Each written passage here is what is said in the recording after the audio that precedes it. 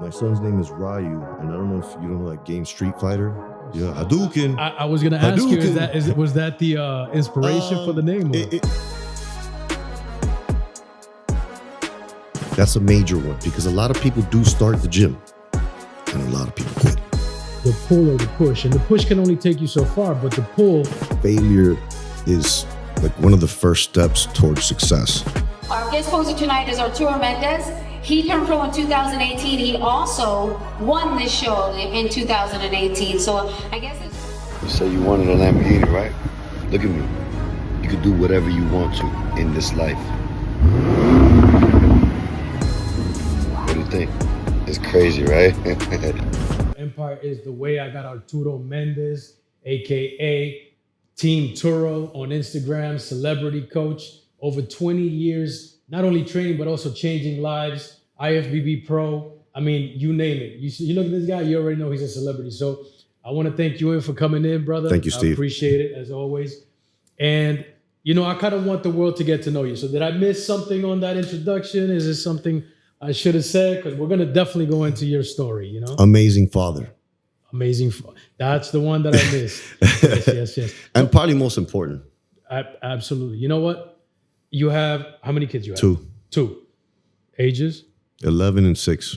So I second that because, you know, I got my babies, 20 years old. But, you know, I think that's one of the things that I would say probably in society nowadays is so undervalued and not looked at is the father who takes care of his responsibilities. Yeah. So let me add that to, first and foremost, a great father, you know what I mean? Really? I mean, that's really the most important, right? Absolutely, man. I 100% agree. So, okay, you know, obviously people are going to get to know you. They're going to see who you are, at least a little part, because I'm sure that whoever really wants to get to know you even more, they got to follow. And obviously, you guys are going to have, you know, the way to contact Turo and everything like that pretty soon. But for now, we're just going to give them a quick synopsis. Of course. So how did your fitness journey begin? Can you take us to like the beginning, so to speak, where everything started? Absolutely. I was in high school, and everyone always asked me, what sports did you play? I wasn't in sports. I actually wasn't even, you know, I was heading down the wrong path, let's say. So I would say that after I got into some trouble, I started working out, and I always credit bodybuilding for like not saving my life, but like giving me a path that's productive, you know, and made me a better man through like, you know, the sets and reps, but then also like who you become in that like training and building yourself up beyond muscle. Like, you know, it's who you become, you know? So I credit that for, you know, but that's where it started. Like basically in high school, I was in the wrong, you know, doing the wrong things. And I basically started lifting, and that changed the course of my life. So that's how it all started. I was getting in trouble. I was a juvenile. And then my friend took me to the gym, and I started training. I just like leisurely, not competitive or anything, but I fell in love with it. Right. So this is in high school. Yeah. So what age do you think that you started? Probably like 16, 17. Oh, yeah. So it's been 20 plus years since the beginning of the journey, so to speak. Facts. And have you always lived here in Miami? What's your story? Yeah, like, Miami, Florida, 305. Yeah, because you were Mr. Miami. Mr. Miami. What year was that? That was 2012. 2012. I won the Mr. Miami. Yeah. NPC show. And can you tell me how that journey right there, that moment felt like? Because obviously you're from Miami native, to win Mr. Miami. I mean, how did that hit you, you know? That was amazing. So how that happened, I was just training at, I think it was an LA Fitness. And just a member came up to me and asked me, hey, man, are you a competitor? And I was like, no, I had never competed. And he was like, dude, you got great genetics. You know, you should look into it. There's a show 2 weeks from now called Mr. Miami. And I was in no condition. I didn't know what body fat was. I didn't know what a diet was. I would just eat whatever and go to the gym and lift. And I signed up for the show, which is crazy. Can I curse? Absolutely. Yeah, You're it's good. fucking crazy. You know what I mean? So For sure. I lost. I was fat. I was not cut at all. I have pictures. It's super embarrassing, but that's how you start, right? Like you gotta just, initiate whatever, inspiration you have. Like, take massive action. Like, Absolutely. so I lost in 2012, and then I won first place and overall Mr. Miami 2013.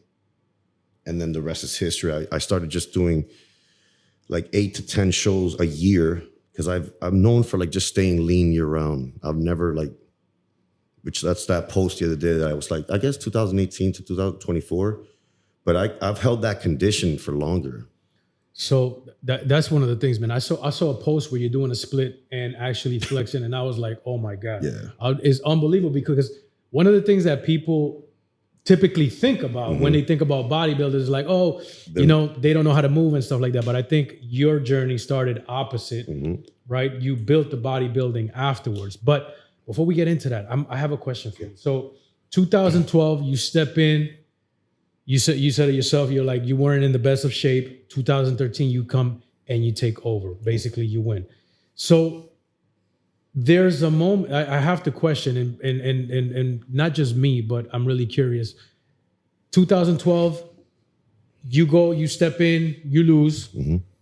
What gave you the drive to go from 12 to 13 to say, I'm going to change this, come back and win? Because that right there, I think is gold. You know what I mean? So how did you get to that point? From losing to like, I'm going to come and win and actually winning? That's a good question. By losing, bro. Like, I think failure is like one of the first steps towards success. And when you don't like give a fuck about failing and you just do it and you keep doing it and you keep trying, it's like a baby trying to walk. Like he falls a couple times, he's going to stop trying to walk. You're going to fall, stand up, try again until you get stability and you get to know how to walk. And then you start walking from crawling, walking, sprinting, flying. That's the answer. Don't be afraid to like try something out of like fear of like not making it happen or like judgment of others. I got critiqued that day. I was made fun of. I was the worst competitor on stage. I mean, I looked like like a bag of milk. And I got ridiculed, but I didn't care. I just initiated my passion, and at all costs, I didn't care, So, but that fueled me to dial in that year and laser focus on that show and win Mr. Miami the next year. How important do you think it is to have that kind of fuel in everyday life? Because one thing is stepping in front of a crowd and having that, but we would have different people in different types of situations that might be like that, not exactly the same. Right. So do you think that that's a necessary fuel for somebody to overcome that almost like ridicule, or is there another way to kind of get that fuel? So I think fuel can be derived from many sources. Failure is one of them, like if you're a winner, like Michael Jordan failed, that fueled him to be the GOAT, right? So failure's a fuel. Anger can be harnessed into like a positive fuel, love, you got to operate in love, period, which like completely deletes fear. You know what I mean? And the only thing you can't derive fuel from is fear.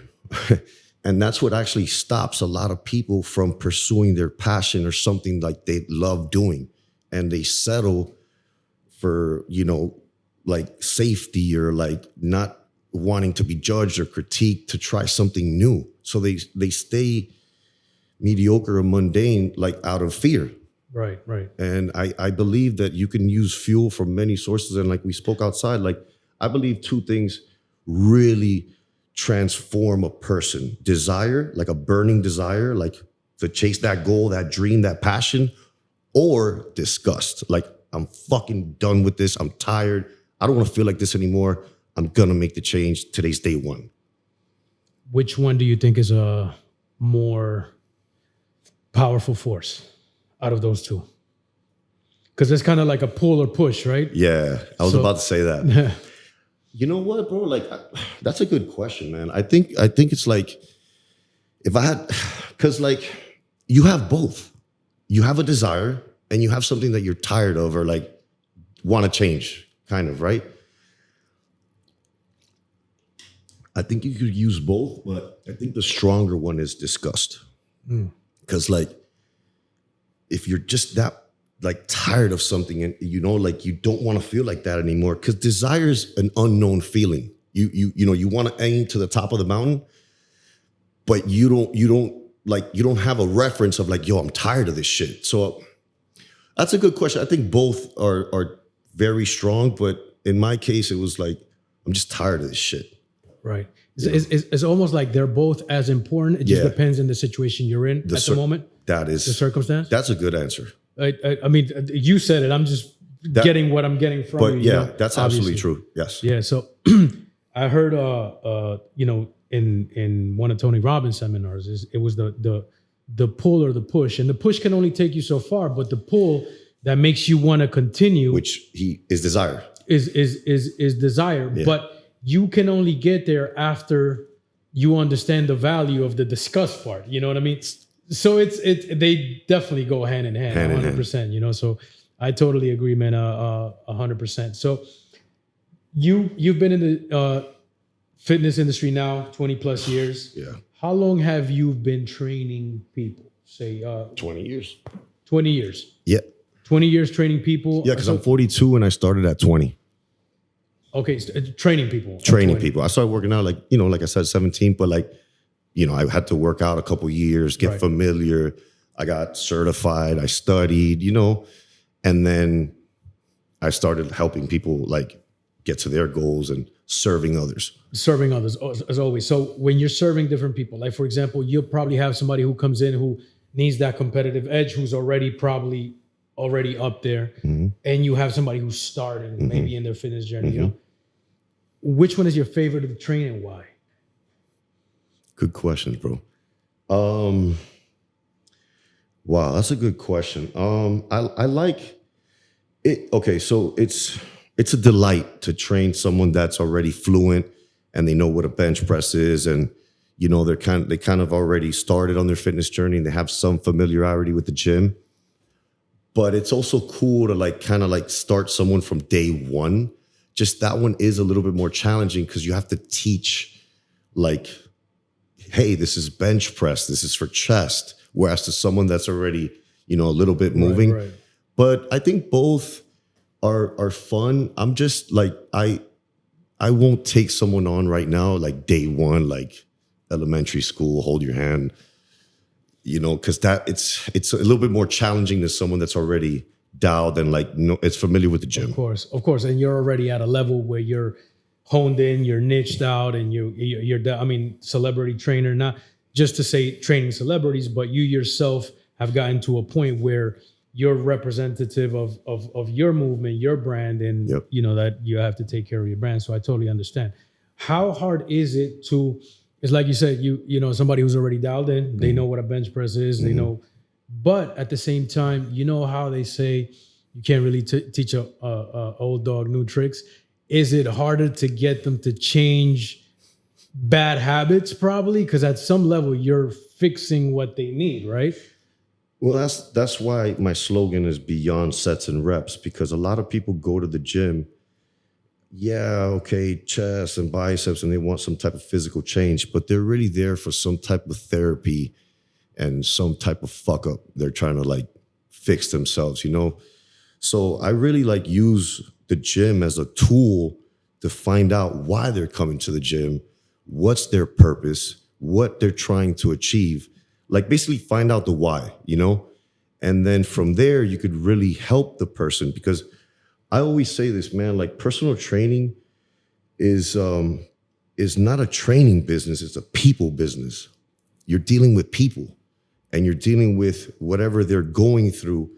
It could be, hey, I just want to get in shape and be healthy. It could be, I'm getting married, I'm going on vacation, or, there's everything, every rhyme and reason to go to the gym, right? But some are deeper than surface level. And those are the people that are like really seeking the help to like use the weights, but to just become a better person. Like the gym is what really changes people. Like they had this thing the other day, like, hey man, what do you think comes first, mental or physical? And the guy answered physical. And the guy was like taken back. And he's like, why do you say that? He's like, because if you're going through problems, you can't just sit there and think about it. But if you go for a walk, you're going to feel better. And that's physical. And that's so true. That's why I think the gym is so important to incorporate in your lifestyle, because it's going to help every other facet of your lifestyle, your business, your relationships, your friends, your coworkers, all the above. Absolutely. And I think that that fighting against yourself in the gym and going through the pain is what builds those, what we're that talking confidence, that energy, Right. and trusting yourself. That's a major one, because a lot of people do start the gym and a lot of people quit. What do you think? What do you think is the percentage of people that start and quit? Bro, I've seen And, and I'm not talking about January, because that. I was about to say, dog, like for 20 years, January, and then by March, tops. Really? They didn't decide, you know what I mean? Like they didn't make that decision, like, and burn the boats to take the island. You get me? Like they just started and they tried it, but it's not easy. It's not easy. It hurts. You get sore. You have to eat right. You have to do things that you don't want to do. And sometimes it doesn't feel good. You know what I mean? And that's the filter. And that's why, like, you gotta like say, how bad do you want it? Like quitting smoking, like, if like the person says, bro, I've been 20 days without smoking, you're going to crack because you're counting, you're still a smoker. Right. You see what I'm saying? So the decision to start the gym is making a contract with yourself and saying, dude, I'm going to just do this an hour a day for me. Dude, it's your body's your vehicle, like for life. So you got to eat right. You got to take care of it. You got to exercise. You have to recover. It's your vehicle. If you worked 40, 50, 60 hours a week, corporate or not, entrepreneur or not, dude, like if you don't take care of your body, it's going to catch up. And I know a lot of successful people that sacrificed their health and whatever for that, attainment. But now they're paying PT, they're paying hospital bills, they're paying all these things because health is wealth. Absolutely. I think that even if that's one of the main things. Like you actually, if you don't take care of your health, it doesn't matter how far you get with all the other things, everything breaks down. Forget it. You're done, And another thing, like a lot of these people are miserable. Right. They're not happy with themselves. They've acquired all the material things in the world. But dude, like that inner is a empty vessel at some level. Perhaps. I know a lot of miserable millionaires. And that's okay, so that segues into what do you believe success is? What do you think is a successful person in this world? Like, what do you think? I mean, don't get it twisted. You gotta have some type of financial, foundation, and that's like for family and for the important things. So, I think success is just becoming or being the best version of yourself every day, because you get another opportunity every day to improve. So if yesterday you were 100%, you could be at 101 today. Just outdo yesterday's performance in every way. Any increase is a good increase. So my definition of success is that every arena has to be complete. Fatherhood, your relationships with people, your loyalty, your, like just the man has to be solid, because money, like I said, is important, but like you can't, I just think it's shallow if you define success with just that. I think you gotta be all around solid. And that for me is the definition of success. Absolutely. I agree. I think there's so many pillars, and, financial success is one of them, but physical fitness, I think is gotta be almost above them all, because that's the foundation to where everything else makes sense. I totally double down on that 100%, man. So Okay, so you're not taking in any new clients, obviously, when it comes down to the people who are starting out, right? But let's say somebody's watching, they're like, you know what, I want to start this journey, and like you said, they haven't made a decision, but they need some type of motivation, and like I got to start somewhere. If somebody was just starting out, what would be your advice to them at this moment? They can't come see Turo, but you know, what should they do if they're starting out? Number one, I would say that you have to have a vision. You know, because when I started lifting, I wanted to be Arnold. So like that's a vision, right? Like, you know, you have to have like a goal, a vision, something to chase, right? And then also understand from Jump Street, this is a marathon, not a sprint. This isn't a, you know, summer shred program, you know, and then after summer you get fat again. Or this isn't like a competitor. I've seen a bunch, like they get ready for a show, which is like a preparation for a show is vigorous. And right after the show, man, like they write it off like with eating shit, and like they gain 20 pounds in like 2 or 3 days. I'm like, why'd you sacrifice all that time to look good for one night and then you wash it off for like food? Like, you know, I don't know. So my whole thing is like to understand that this is a lifestyle that you're getting into, that you're incorporating the gym into your daily life, and that you're exercising your body, your mind, and your spirit, really. Because it's like church in there, bro, for real. Now, do you have any programs for beginners or anything like that? I do, but online. Online? Yeah. So that they could... Online, yes, I could help. I could coach. I can hold you accountable. I also am part of TNM, which is training, nutrition, and mindset. Mm-hmm. That is a program, an online coaching program that we launched. And I'm helping so many people through that platform. Yeah, we definitely want to plug it in, make sure people are adding to their life, adding value, and obviously through your knowledge and everything that you've accomplished, you can kind of, I'm sure you put it into bite-sized pieces to make it accessible for the average person. Because sometimes, 100%. You know, some people need that help, and I'm sure. And map and guidance and accountability. I think accountability is key. Huge. You know, accountability is key, especially for people who are doing their own thing, and nobody's in front of them. Nobody's holding them accountable. You know, I'm sure you've built your own path, and sometimes you got to be like, you know, am I going the right way or not? So you know, accountability, I think, is an important factor always. And coaching accountability is so important, because you can only be with them in the gym. You can't hold their hand the other 23 hours. And that's usually where people fuck up. Right. Their nutrition, lack of sleep, whatever. And they have to follow the protocol to render results. Because really a lot of the transformation process happens outside of the gym. The gym is just where you have to like stimulate the body to change. But the diet, the recovery, and the cardio are other pillars that are equally as important in your protocol and process to change. So you mentioned nutrition. Obviously, everybody knows nutrition is key. But do you do nutritional programs? Nutritional training. With your clients? Yeah, both. So since you do that, I'm going to ask you, what do you think is the percentage of the importance of nutrition versus, say, time in the gym? Like if you had to put a percentage on it. 100%. 100% nutrition? Like, I mean, listen, training obviously, you know, is important, but you can't out-train a bad diet.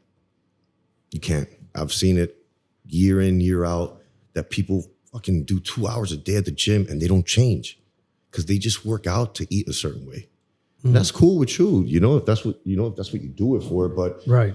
To actually cause change in your physical form and your physique, you have to. So I like this one.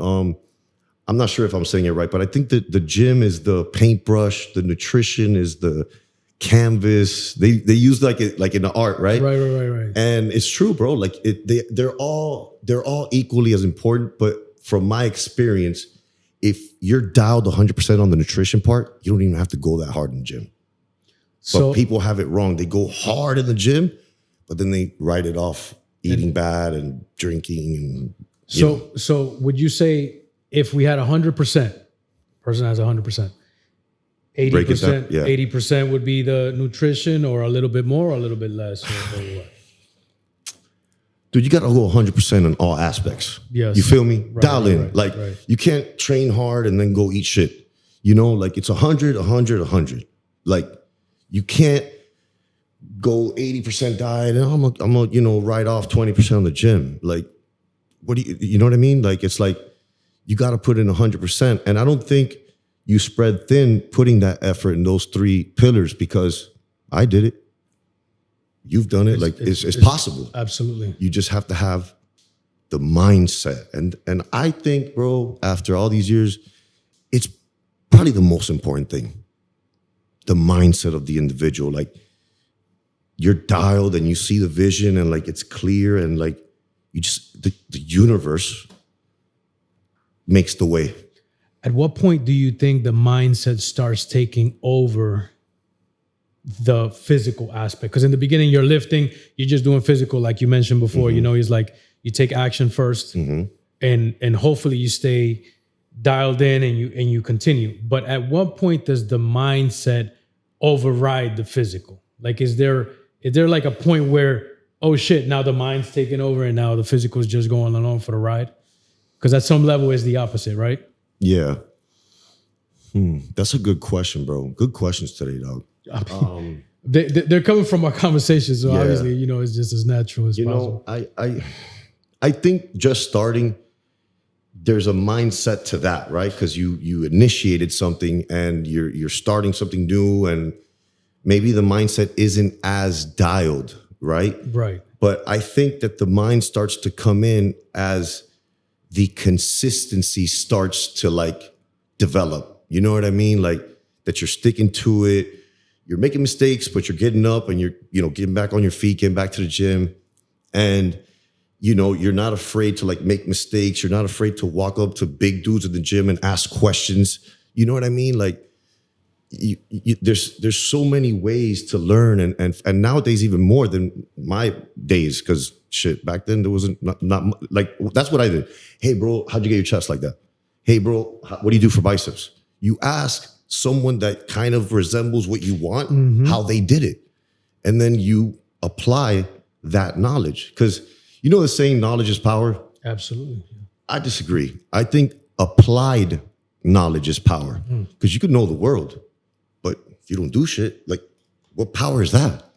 Yeah, taking action is way more important than just watching. Like, apply the knowledge. You got to bench press to grow chest. Go bench press. See what I'm saying? What is the gym etiquette when it comes down to asking somebody? Because the gym could be very intimidating to a lot of people, and depending on the gym, right? So some gyms are this is true. So person's coming into the gym, and believe it or not, I'm even asking for myself, because honestly, it really, you see things, but you don't know what the etiquette actually is, or there's a hidden code behind the gym itself. But asking somebody for advice is one thing, but okay, that person is fucking ripped, stuff like that. They're working out. I'm passing by. Can I stop and just talk to them? Is there a point where I'm bothering your workout? Is that a sign of disrespect? You know what I'm saying? Is there some type of etiquette kind of hidden code behind that, or? It's another good question. So at first, not at first, but a couple years ago, I was, competing, and I was prepping for shows at a LA Fitness. That's a public gym, and right. Not for there's rarely any bodybuilders in there. So that happened to me a lot. And I would stop and give the time, and, because I was that kid once, so I am that way. But a lot of bodybuilders are a little, egotistical and arrogant. And then when they start their prep, they get nasty, bro. Like, you're hungry, you're depleted, and then you take that out on people. Dude, nobody put a gun to your head to compete, brother. You know what I'm saying? Right. So gym etiquette, I think logic. Just if somebody's doing a set, don't interrupt it to ask them if yeah, whatever. You know what I mean? Like, wait till you see them a little less busy, or just, just use common sense. Approach someone when you see them approachable, when you see them like that they're not engaged in an exercise or in a set, or they're training somebody, or they're busy. Like, I actually had that conversation today. I was actually working with a client, and like, I'm spotting them in the set, and like a guy comes up to me and starts asking me about like what to do for shoulders, or just some common question from a member. Right. And for me, dude, like, I'm very respectful, since, humbly speaking, I am like, known. I gotta be nice. Mm-hmm. I have to be nice. I don't want to be a dick to nobody, bro. So right. I answered him, but I'm like, I have to hold the weight, and I have to get back to work. Right. But the etiquette would be, wait till I finish working. When we're done with the set, ask me whatever you want. Don't interrupt someone if you see them busy. Use common sense and approach them when you see them available. Right.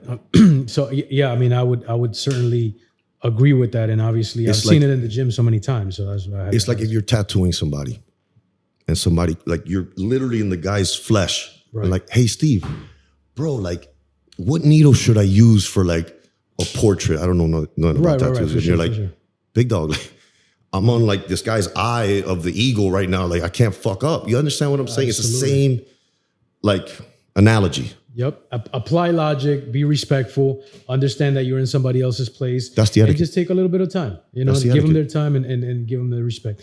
I was just curious to see if there was something else, or no, that's it. It's almost like, hey, you shouldn't ask me. I'm too. No, you know what I mean? No, bro. I'm and I don't mean from your personal perspective. I guess general gym etiquette. And I would also, like, my advice to beginners is like, go to a gym that pertains to your level of fitness. See what I'm saying? Like, I guess, right? But like, what I mean by that is, if you're not a pro bodybuilder, don't fucking go to a bodybuilding gym. Start off over here, build up, and then like, there's levels. Right. That's my opinion. Right. But there's some people that just go into the bodybuilder gym and make it happen too. It's all mindset. It's all mindset. Yep. It's on the individual. It's on the individual. For sure. A day in the life of Arturo. Like, you wake up in the morning. Mm-hmm. What time are you waking up? What are you doing? How are you? What does that look like? And this is what I'm asking for me. Yeah, what does that look like? Full transparency?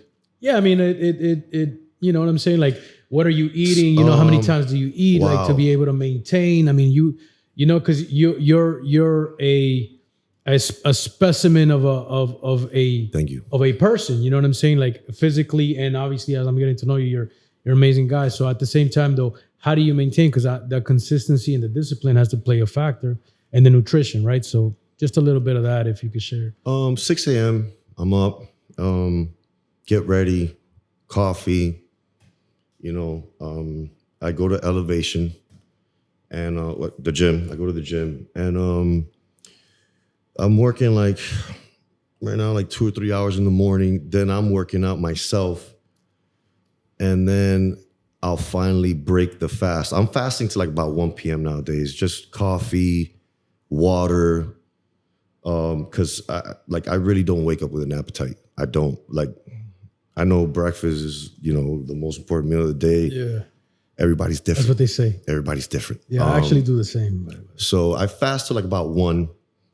And then at that time, like, I'm a huge steak and eggs guy.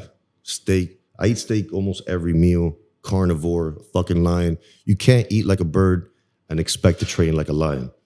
So eat like a lion, train like a lion, and that's it. So yeah, break the fast around 1, and then like pretty much like every 3 hours, I'll have another meal till like about 9, and it consists of steaks, eggs, chicken.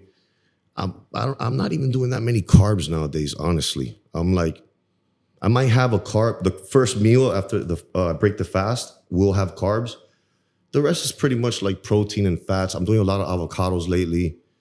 I'm drinking a fuck ton of water, as you can see, a gallon a day. I left it in the car. And basically, like, I tell people it's trial and error. Everybody's different. There's no, this is the only way. There's 1,000 million ways to skin a cat in the gym. Like, Get it done. Find what works for you. You're different than me.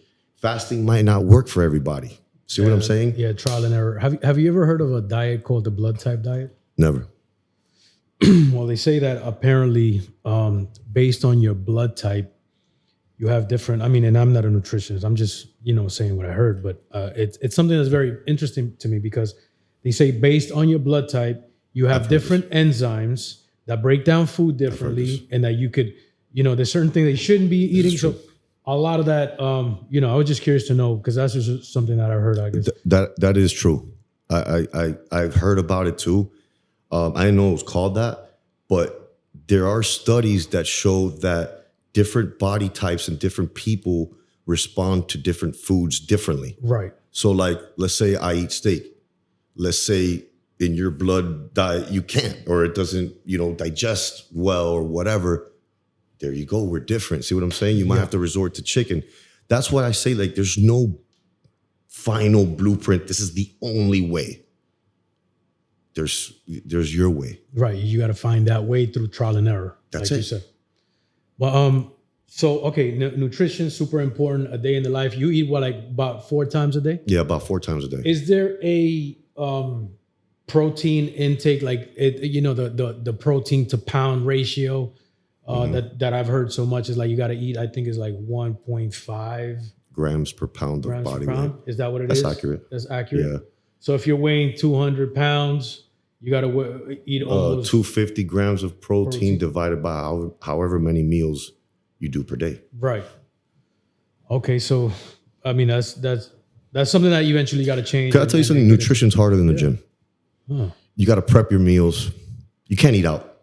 You can't eat in the street. All that shit's garbage. I don't care what it is. Pollo Tropical, Chick-fil-A, all that shit's garbage.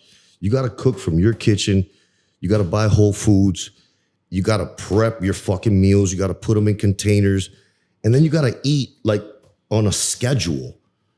Like there's, like that's so. What does it mean when you say Whole Foods? Preferably like from farm to table, cut out the middlemen, cut out the preservatives, cut out the multiple ingredients. It should be like one ingredient, avocado, ingredients, avocado. Yeah. You know what I'm saying? Like things that you could pronounce and spell. That's it. If you see a ton of shit in the nutritional label, stay away from it. It's processed. It's full of preservatives, bunch of shit that man is fucking killing us for profits. Let's not get into that. But nutrition, in my opinion, is way more challenging than the gym. The gym is fun. Yes, I get it. It's hard. You get sore. Dude, it's an hour, bro. Like nutrition's 23 hours. And the gym is an actual hour. Do you recommend doing a little more, if anything? If you're in the gym longer than an hour, you're not working out. You're socializing. And we see a lot of that, huh? Bro, there's people there 2 or 3 out, 4 hours a day. And I'm like, I don't know, whatever. What prior to working out, because you're very fit, not just you're an athlete as well. So do you, prior to working out, do you do a lot of stretching, pre warm-ups, anything like that, or you just go right into lifting?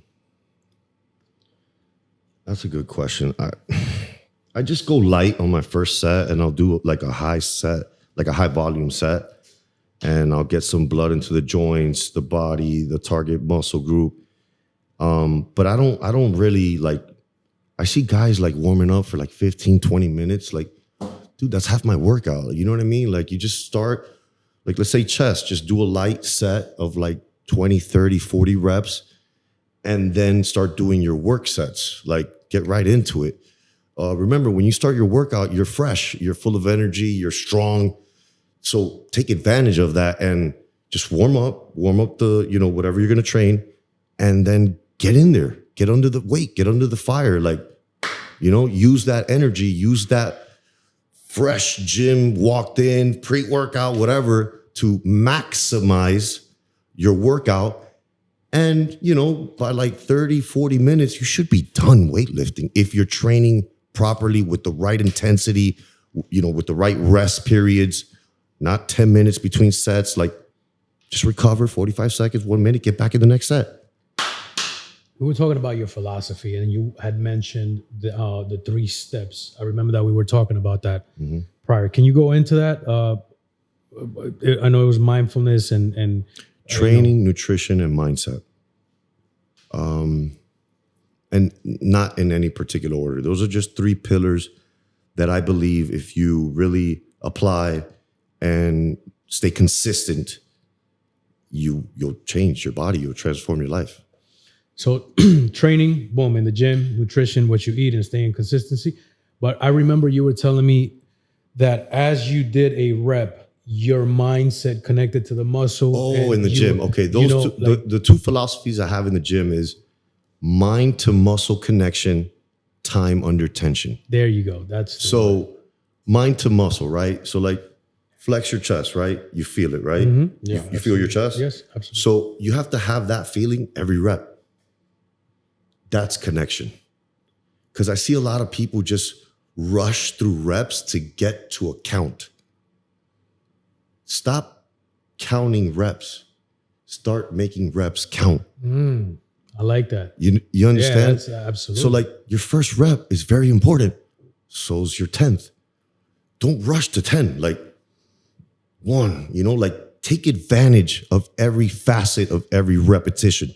Positive, contraction, negative. Stop rushing. Does it matter how much weight you put on the scale, or can you do that with lightweight, mid-weight? It's not about how much weight you lift. It's how you lift the weight. And that's mind to muscle connection, time under tension. Because Frank Zane, retired fucking GOAT bodybuilder, he mastered the mind to muscle connection, but basically his philosophy was make 20 pounds feel like 40. How? Go slower, flex harder. That shit'll turn on you fast. But there's no connection. You're moving weight around, bro. Right, and just going through motions. You're going through motions, and that doesn't stimulate change. I wholeheartedly agree, and I see it all the time. And I've been on that side too. Oh, me? Yeah, we all start somewhere. But if you're going to the gym and you're committed and you're consistent, you should at least like apply knowledge. You know what I mean? If you learn like, oh wow, this works, like apply it and like stick to it. That's why a lot of I believe a good trainer shouldn't have a client longer than a year. They got to take flight. You know what I mean? Like, I can't hold your hand forever. I'll teach you all the golden nuggets that took me 20 years. That's the value. That's the value that I bring to the hour. That's why you charge that rate. Right. Because you're bringing 20 plus years of experience into 1 hour. So I'm taking away the trial and error for you to render results in a respectable amount of time, right? So the whole thing is to get that person up and running to take flight. And next, same thing. We're all just walking each other home. That's it. A preacher that I listen to, his name is Miles Monroe, and he talks about leaders are in the business of building other leaders. So eventually, that's kind of the same goal. concept. Yeah. Yeah, absolutely. Yeah. I wholeheartedly agree. When you said you forgot to introduce me as a great father, which you obviously, I can see that you are. Can you tell me a little bit about your kids? Yeah, man. Can you share, a little bit about it? I have an 11-year-old son. His name is Ryu Brandon Mendes. He's such a G. Man, that little boy. He's like kind of like my best friend now, homie. Like for real. Like the weekends I have him, we hang out. I'm a soccer dad, because that's his passion. And right. I'll never push bodybuilding. You know what I mean? Like he loves the gym. We go to, we train. He always, like when I would pick him up, I've been picking him up from school day one. So like all the other little kids like trip out on me. Like, oh, like this guy's fucking Superman. Who the fuck? And then like, that's Ryu's dad. Right. So he he's like, he like loves that. You know what I mean? Of course. So you're his hero. I'm his hero, bro. Yeah, and 100%. And I have to lead. Like that's my accountability, brother. Like I can't, show him anything but like the best version of myself and give him time That's what I've learned too as a dad, bro. You can buy kids toys, that's cool, man, but toys collect dust and it's garbage. The time you spent with them and the memories you build is the value. That's what they remember, how they felt in that soccer practice and you were supporting them, or just watching a movie to get, like, you know what I mean? Like experiences of spending time with your kids. I've learned that. And then I have a little girl named Mazzy Lennox Mendes. She's 6 and she's special needs. She was born with a rare condition called lissencephaly, which it's a Latin word for smooth brain. So our brain kind of like looks like a walnut, has grooves and like it's, you know, her frontal lobe, which is like basically like for our, you know, mechanics and moving and all that stuff, is smooth. Like, so it's liso, which is listen, and cephaly is brain. So smooth brain means like she was born with a not fully developed brain. So, man, that was like, I was 6+ years ago. And when she was born, like they gave us that news, bro. And it was obviously crazy, but naively, I didn't believe it, bro. Like I was like, nah, she's good, you know? But then as time started going and like, you know, she turned 3 and we weren't hitting certain milestones, that's when like it set in like, holy shit, bro. But so she's nonverbal. To give you a visual, she's like that of like a 3-month-old infant, and she's 6. So, you know, she's long now though. But you know, she's like about 20 pounds and she doesn't talk. It's hard for her to eat. Like, and she's taught me the most about life, and she can't even talk, bro. So like, just made me like realize, bro, like that we're so blessed, man.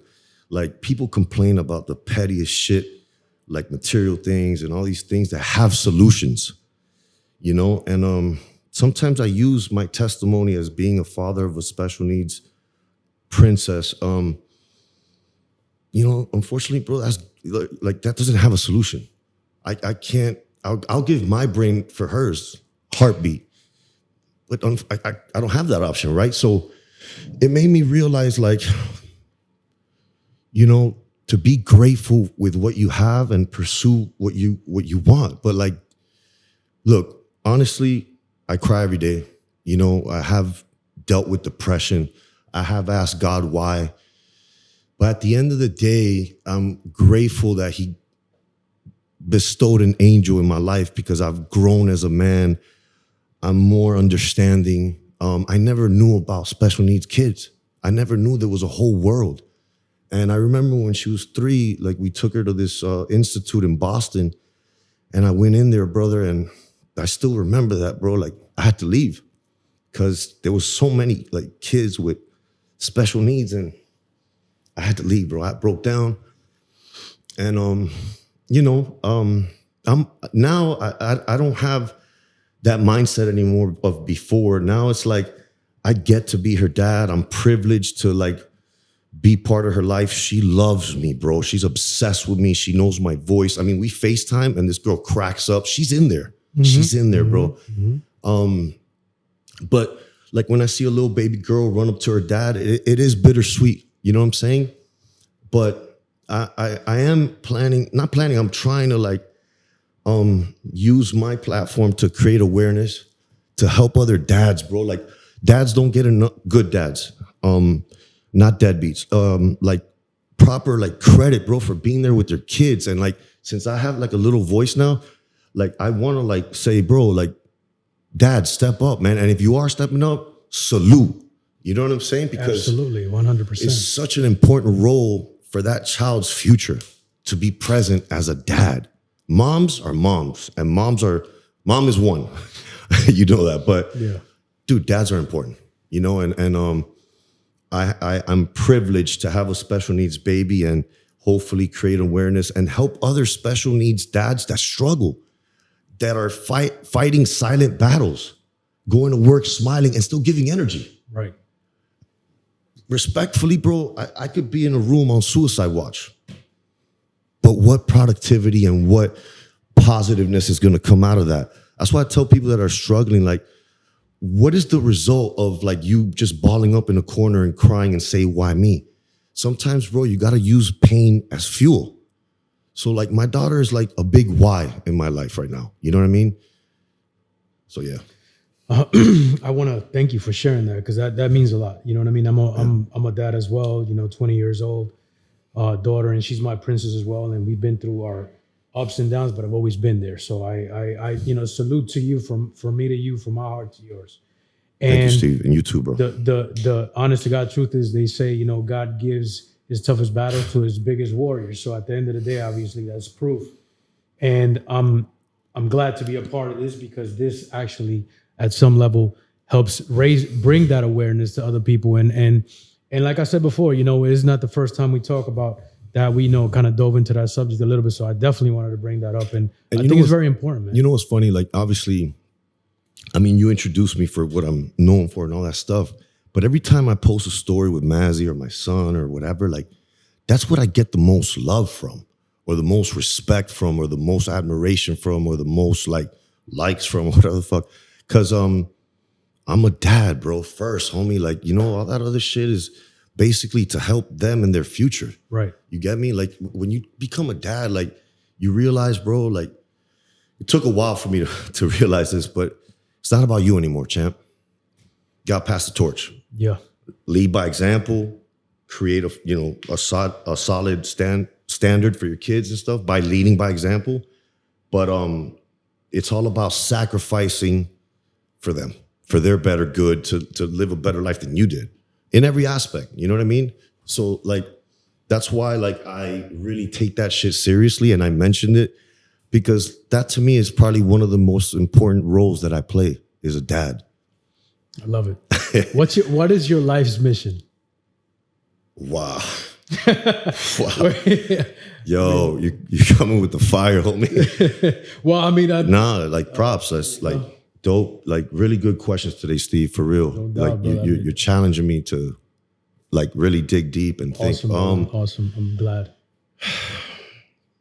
I got a crazy testimony, brother. I got a story that's unbelievable. I'm not saying I'm like, but basically I would like to share that and hopefully inspire like, other people to understand that where there's a will, there's a way, bro, for real. And like, nothing's impossible with the right mindset. That's why you got to include that in whatever dial, fitness, finance, whatever. You got to have that. So my life's, I would say, basically, bro, number one is to, I would really want to inspire people to become better versions of themselves via health and fitness. That's primarily what I do now, because it changed my life. Seriously, it led me from the wrong path to a good path, like a healthy path, a productive path. And I want to like help people that might be struggling going down the wrong path and say, bro, there's a better way.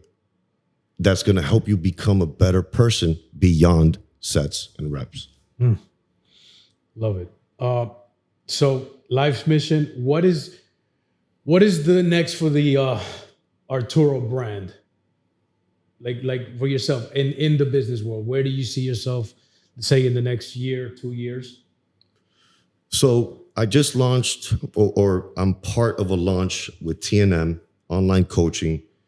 And we started out with 25 clients, and for a 4-month transformation that Kyle did last year. And he's inspired like the whole world pretty much to get on this, like, get right, help yourself, help your health, help your future. So I really see myself transitioning a lot to online. And then also I get a lot of questions and a lot of inquiries from actual trainers on how to become a celebrity trainer. So I kind of want to start some type of, I like public speaking. So I want to start like some seminars, and I'm going to start at the gym where I'm currently at, and like basically like help trainers up their level, up their value, up their skill set so that they can become more successful in their line of work. Because they look at me like, oh, like this dude made it. You never make it, bro. You just keep improving. You know what I'm saying? Right. There's levels. But I want to help some of these young trainers that are aspiring to be great trainers. Really, what defines a quality coach, mentor, trainer? What do you think is what actually? It's beyond sets and reps. Beyond sets and reps. So you use sets and reps to strengthen the person, give them confidence. So like a beginning trainer, right? Like inexperienced, like you walk in like, hey man, I want to get in shape. So like the guy just like rips you apart in an hour and like fucking destroys you. You're sore for a week. That's counterproductive. Took me years to learn that. Losing clients, man, it's too tough for me. I don't want to look like you. I'm not trying to be a bodybuilder.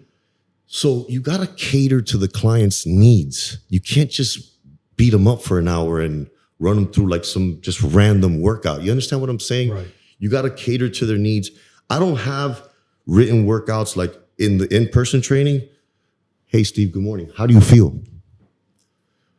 Dude, I didn't sleep last night. I haven't eaten. I'm fucking tired. I made it because, you know, you're here and you're holding me accountable. But bro, I'm tired. I'm not going to make you do legs. Common sense, you're fucking spent. Even if it's leg day. All right, bro, let's do shoulders and arms, some abs, get you out of here, eat, recover. We'll do legs on Thursday. Prime example. Some dudes don't even ask how their client's doing, how he feels, because all those things are relevant for that session. Sleep, food, recovery, stress, depression, so many variables. Hey, Steve, how you feeling today? Dude, I'm fucking pumped. I'm dialed. Haven't missed a meal, bro. I'm fucking ready. It's fucking leg day. Oof, you're in trouble. You understand what I'm saying? Right. So you definitely want them to continue, obviously stay consistent, and you're kind of also at the same time helping them build their confidence, and you don't want to shatter that before they get started. I was on the road to say that. So you beat up a client. This is not for me. It's too tough. They feel defeated. Right. But if you ease up and make them feel accomplished in their workout, like they did it, they got to the end of the workout successfully. They made all their reps. They made all their sets because you lightened the load and you help them out and you're encouraging them and you spot them perfect and you make them feel accomplished. They want to come back. They want to feel that again. It's addictive. So like then once they start seeing results or feeling better, game over. Right. They're using their own energy at that point, little by little, and then they can feel better, more confidence, higher energy levels. They just start feeling better. Right. And that's really fulfilling for me. You know, I love helping people not just physically transform. That's easy, but mentally become a different person using the gym as a tool. That's amazing. So you got a few tattoos, I see. Yeah. Tattoo talk. Yeah. I see you got a few tattoos. Yeah. Which is the most meaningful tattoo that you have? My kids. I was about to say Mazzy, but Ryu is very important too. So I got Mazzy, Old English right here on my palm. I got her logo, which is half like a normal brain and then half like her brain, and then like it's a heart shape. You see? And then my son's name is Ryu, and I don't know if you don't know that game Street Fighter. Yeah, Hadouken. I was going to ask you, was that the inspiration for the name? So in Japanese, it means Imperial Dragon, and then he was born August 7th, 2012. And that's like the year and the month of the dragon in Japanese culture and stuff. And I just love that whole swag over there, you know? And I love street, like that's my era. So kind of went together. I remember I grew up playing Street Fighter. So I even before it was like 3D, it was just like almost like 2D, and it was like 8-bit or some shit like that. Yeah. I remember that, man. So dope. Yeah. What a cool game. Who was your favorite fighter? Man, I like Guile. Guile was cool. Army guy. Blonde Marine. Yeah, the Marine. Ken and Ryu were prominent. Blanca was dope. Chung Li. Yeah. Bro, so many characters, dog. I like the guile probably. I think if I remember correctly, when the movie came out, I was all stoked about it. Remember they had M. Bison because you always wanted to, you know what I mean? That was good times. Yeah. That was a good time. I wonder why they didn't make any really good movies after that. I know. Because you notice how like Dragon Ball Z don't get good movies.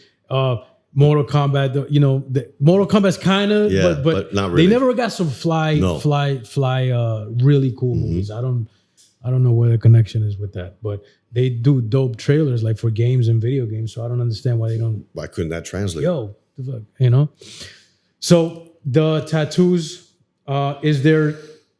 Have they helped? I know this is gonna sound stupid, but I put yes, they helped guide me, but really because of like my background in fighting and being a little temperamental, I guess.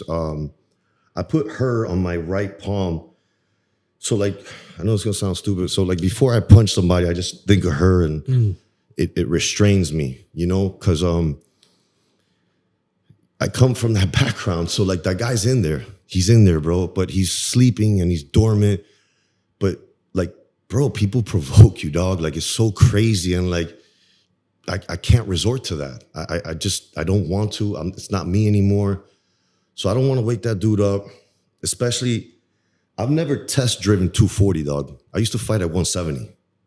This is a new monster, and it's like riding a bike, right? So like my roots is that. So like you saw I still split, I still kick, but now add 70 plus pounds of muscle and. It's a different, so it's like lethal, right? So I don't want to resort to that. So primarily I wanted to get her like just like a palm sleeve, right? The next thing, because I didn't mention this while we were talking about her, but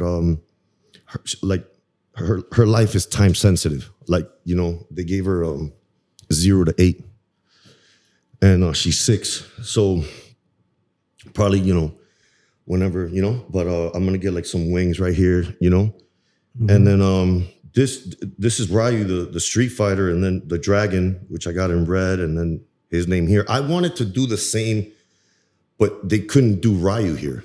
It's like, I can't get small, too small, too much detail for the size. So then the dude wanted me to get a full sleeve. And I was like, yo, chill, dog. Let's work our way up, but so yeah, like that's kind of why I have her on my right hand, to just like always remind me to chill.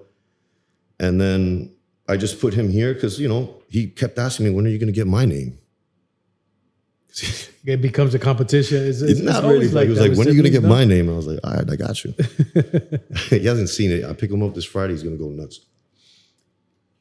So I think this segues into something I think that's really important. And as a dad, as a trainer, as somebody who helps people change their lives, if you could, and obviously you can, what would be your message to the world? Anybody listening?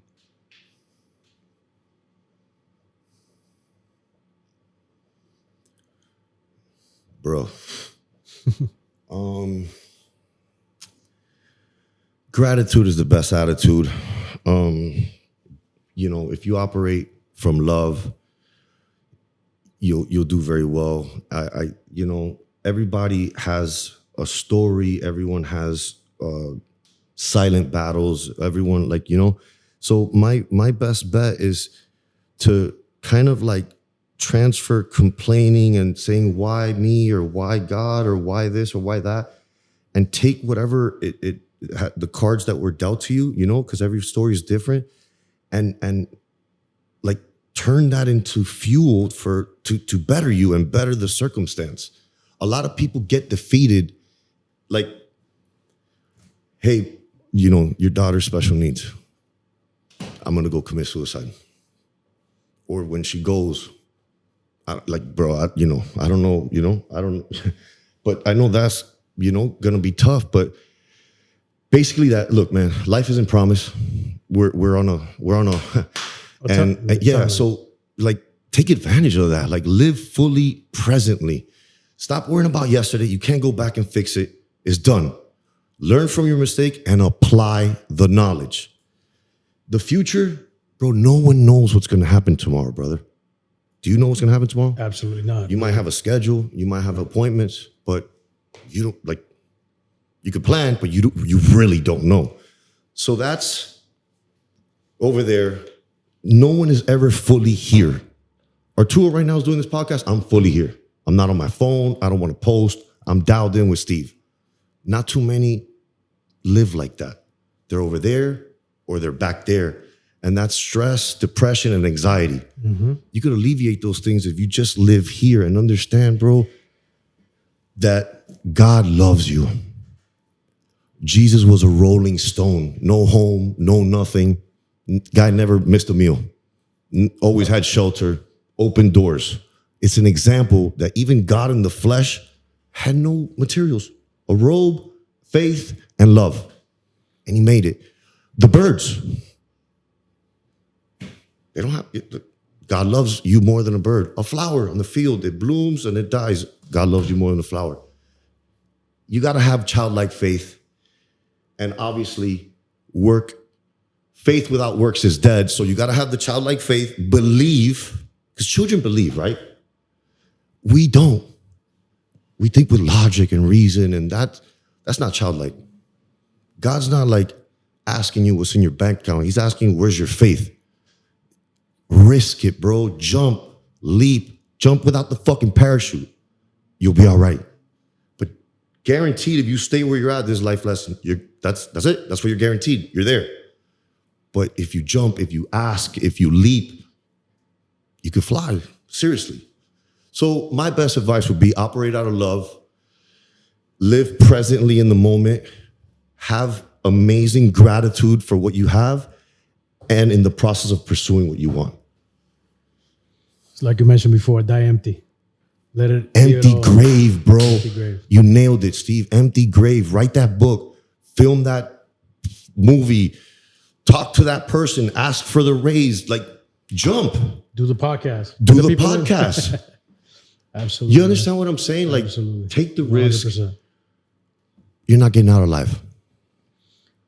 And I think that's where we leave it off. Arturo, man, it's been my pleasure having you here, bro. Amazing story. And it's been a blessing, bro. I really appreciate you being here. Steve, 100%. thank you so much for this opportunity. Informal. We were at the gym for like 2 years, just passing by. And that day, doing your bro, own thing. God's time, bro. You know what I mean? If people want to reach you, where can they find you? IG at Team Turo. Are you on YouTube? Anything? YouTube Arturo Mendez. Facebook Arturo Mendez. TikTok, Snap, name it. Like everything's Team Turo or Arturo Mendez. We're gonna put you. Well, obviously, we're gonna put all of this on the podcast so people can reach. Thank you, bro. And again, bro, it's been a pleasure and an honor, and I truly appreciate your time. And boom, we'll do it again next time. Let's get it. Sounds good, brother.